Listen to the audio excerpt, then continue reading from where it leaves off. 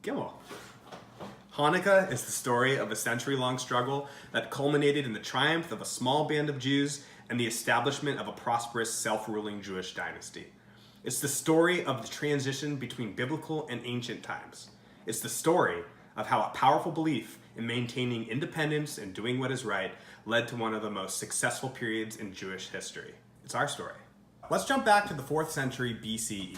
You've got the Persian Empire running the show in the neighborhood until this guy, or Alexander the Great of the Greek Empire, takes over. Now, it's important to keep in mind that this wasn't just a military takeover, but a cultural one as well, with the introduction of Greek culture, or Hellenism, to the region in the form of language, art, religion, and philosophy.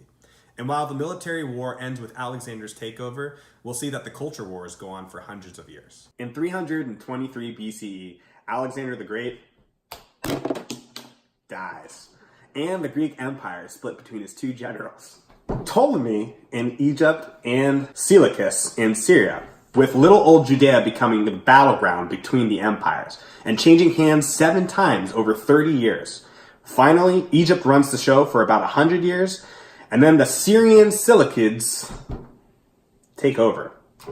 So, throughout this time, the Jews are experiencing a powerful tension between their ancient cultural heritage and Hellenism, which, from their perspective, is this new modern way of thinking and living.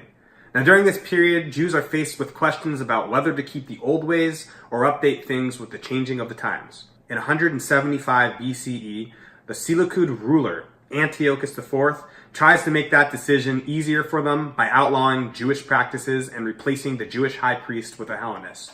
Now that pisses a lot of Jews off, including the members of one family of priests, the Hasmoneans, who would become the main characters in the story of Hanukkah.